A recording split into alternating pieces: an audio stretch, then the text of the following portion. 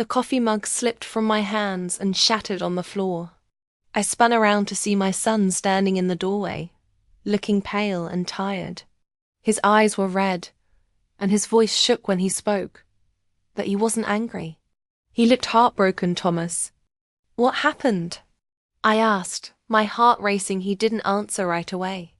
He just shook his head and ran his fingers through his hair, the same way his dad used to.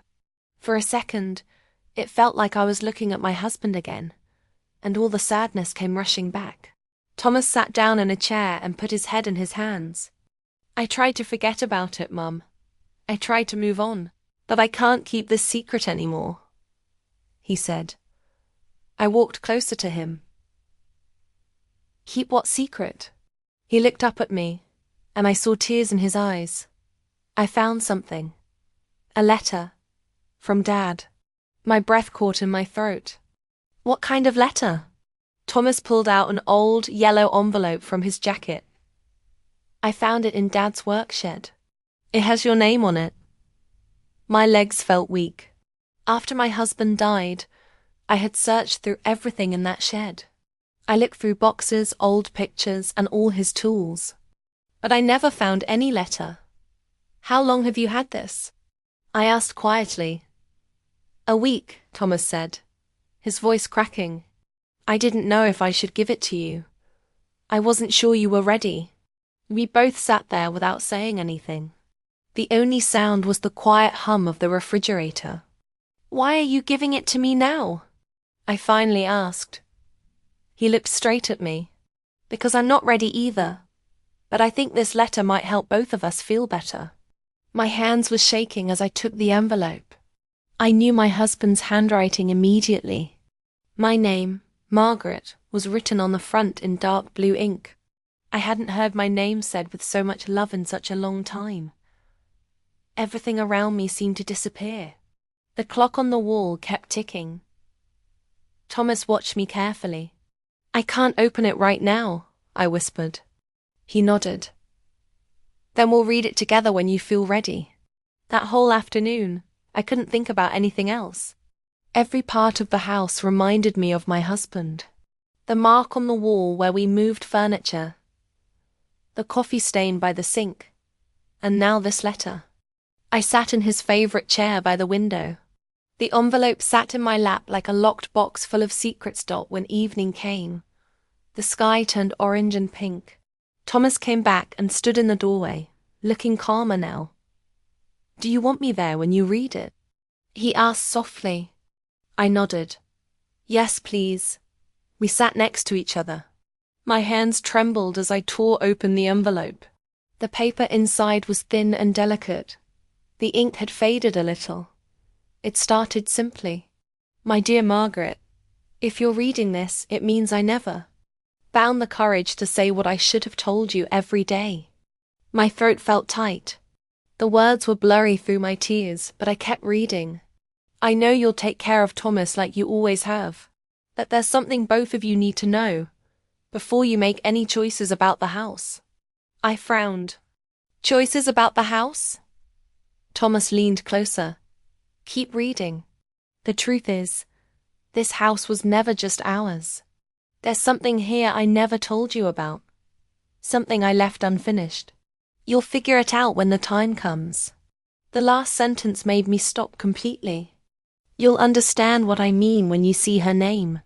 I looked up, confused. Her name? Thomas blinked.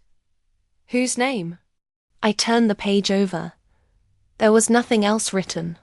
We both stared at each other, holding pieces of a mystery from someone who was gone. Is there another page? Thomas asked. I shook my head. No, this is everything. We sat there in silence. Then I noticed something written very faintly on the back of the envelope. One word. One name. Victoria. I looked at Thomas, my heart pounding. Do you know anyone named Victoria? He froze. Then slowly he said, Yes, I think I might. Who is Victoria?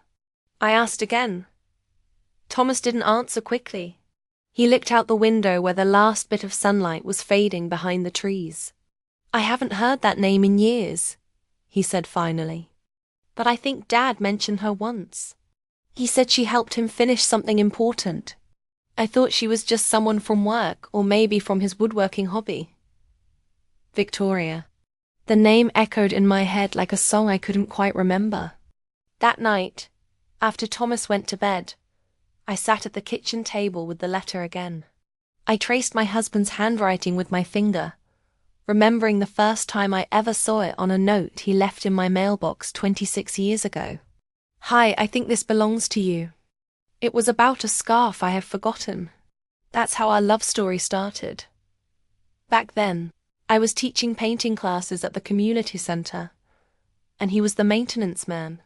I remember the smell of paint and fresh wood in the air and the way he looked at me like he was memorizing every color in the room. You really shouldn't climb that ladder in those shoes, he once said, smiling. And you really shouldn't distract women holding paintbrushes, I replied. We laughed. It was easy, natural laughter, the kind that builds friendships before you even know it's happening. Within a few weeks, we were inseparable.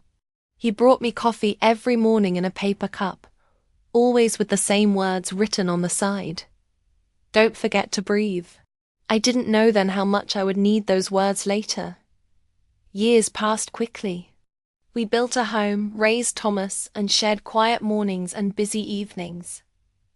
But love changes over time. It doesn't disappear. It just hides behind everyday responsibilities. After my husband got sick, the laughter stopped. Our talks became lists of doctor appointments, medicines, and bills. And then one morning, he stopped answering my questions altogether. Please talk to me, I begged. He smiled weakly. Some things are better left unsaid, Margaret. I didn't understand what he meant until now. The next morning, Thomas came into the kitchen carrying a small wooden box. I found this in the shed, he said. It was hidden behind Dad's old toolbox. Inside was a stack of old photographs. Some were faded, others still looked new. One picture took my breath away.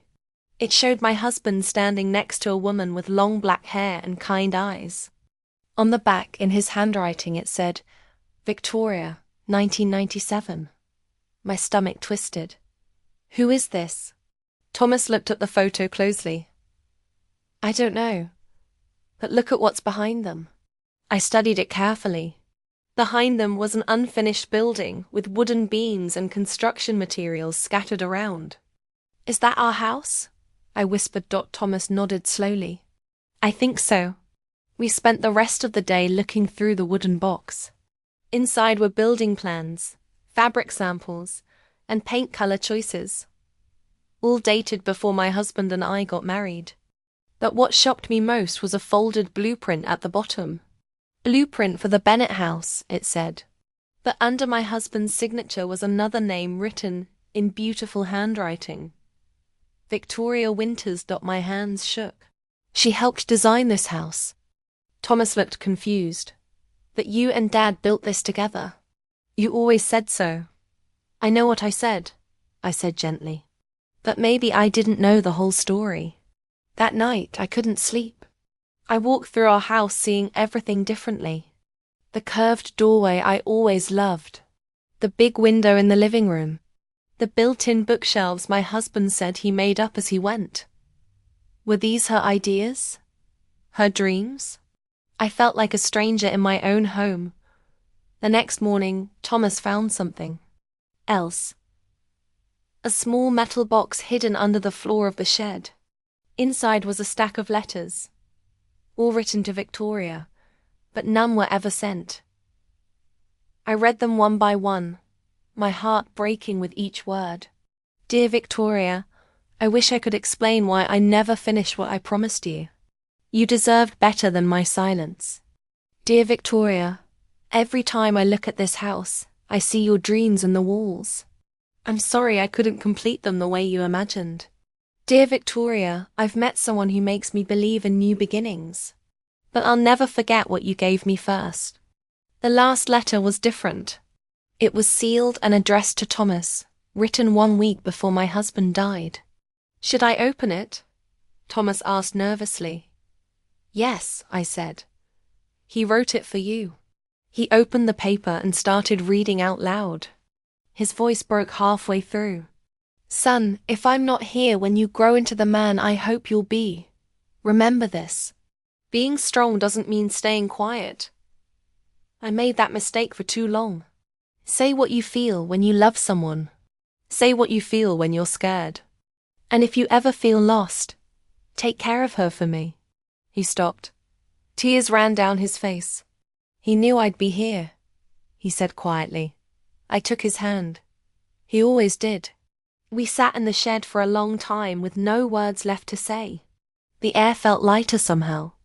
The silence wasn't heavy anymore. But then, as Thomas put the letters back in the box, something fell out. A folded paper different from the rest. It was a property deed. And under our names, my husband's and mine, was a third signature. Victoria Winters. I stared at it, my heart racing. What is this? Thomas took it and read it carefully. It says the property had 3 owners. This was signed before you and Dad got married. The truth came slowly and painfully. My husband hadn't just promised to build the house for Victoria. He had promised it to her. And when he brought me here, he brought me into her dream. Thomas whispered, Mum, did you know? I shook my head. No. He looked torn between loyalty and confusion. Maybe he changed it later, he said quickly. Maybe he planned to fix it. I wanted to believe that, but the paper didn't lie. The house we built our lives in had started as someone else's love story. A soft breeze came through the open door, scattering a few papers across the floor. One touched my hand. I picked it up. At the bottom, in my husband's familiar handwriting, were 4 words. Forgive me. She deserved peace. I folded the paper slowly. My heart hurt, but not from anger, from understanding. Thomas whispered, What do we do now? I looked toward the field beyond the shed where white roses swayed in the darkness. Tomorrow, I said quietly, we find her. Morning came gently with the smell of fresh rain still in the air. Thomas and I drove in silence, the box of letters resting on his lap. Neither of us spoke. The truth from last night still sat between us, delicate and unfinished. We found Victoria where the dirt road curved up the hill. She was standing near a small painted fence holding a basket of cut flowers. When she saw us, she didn't look surprised, just quietly ready. I thought you might come, she said. I stepped forward, my heart steady but full. We found the letters, I said. And the deed. Her eyes flickered. So you know everything? I do, I replied. But I don't understand why he didn't tell me. She took a slow breath. Because he was trying to protect everyone, including me. We stood in silence for a moment. The wind moved through the trees, carrying the soft smell of roses. I loved him once, she said softly. But when he met you, Margaret, I knew he had finally found peace. He started the house for me, yes, but he gave it meaning when he brought you there. Her words landed gently like falling rain. She looked at Thomas. Your father used to say you were the bridge between 2 hearts that should never have been broken. Thomas blinked, surprised. He said that. Victoria smiled faintly. He said love isn't meant to stay in one lifetime. Sometimes it moves from one person to another until it finds its home. I felt tears in my eyes. The anger I thought I might feel never came. Only thankfulness. My husband hadn't betrayed me. He had carried love the only way he knew how, by building something lasting from what was once broken. Victoria stepped closer and handed me a small sealed envelope. This was inside one of his old sketchbooks, she said. He asked me to give it to you if the house ever felt heavy. My fingers trembled as I opened it. Margaret, if you're reading this, it means the truth has found its way home. I built that house for 2 women who taught me what love really means. One showed me how to start over, and the other showed me how to stay. If the walls ever feel like they're holding too many memories, open the window. The air there still belongs to you. The letter ended with one final line written faintly in pencil. Tell Thomas I kept my promise. I built her peace and yours forever. I closed my eyes. The world seemed to stop. The rain stopped. Somewhere, a bird began to sing. When I opened them again, Victoria was smiling through tears. He was right. You gave that house its soul. I reached out and hugged her. Not as rivals, but as two women who had both loved a good man at different times. For the first time, it didn't hurt to say goodbye. By the time Thomas and I got home, the sun had broken through the clouds. He stood in the doorway, watching the light fill the living room. Feels different now, he said quietly. It does, I replied. He turned to me, eyes soft. What are you going to do with the house? I looked around at the framed painting, the white roses outside, the chair by the window. Keep it, I said, but not as a memory, as a new beginning. Thomas smiled. I think Dad would like that. We spent the afternoon cleaning up the shed, sorting through the old letters. Most were unfinished, pieces of thoughts, unsent apologies, tiny reminders that love is never neat. As the sun began to set, I found one last envelope stuck under the box lid. It wasn't addressed to me or to Thomas. It said simply, to whoever finds this home next. I opened it. The paper smelled faintly of wood. If you are reading this, take care of the garden. The white roses have roots deeper than you can see. They grow best when loved by someone who's known both loss and hope. That's what this place was built for. Not to hold pain, but to help it bloom into something beautiful. I smiled through tears. He wrote this for everyone, I whispered. Thomas leaned beside me. He left a piece of himself everywhere. I nodded. That's what love does. Outside, the wind moved through the garden, scattering petals across the porch. One landed on the letter, white, soft, almost glowing. I looked up at the fading sky and felt something inside me finally rest. My husband's love hadn't ended. It had simply changed shape, carried forward through us. Through this house, through every quiet act of care that would follow.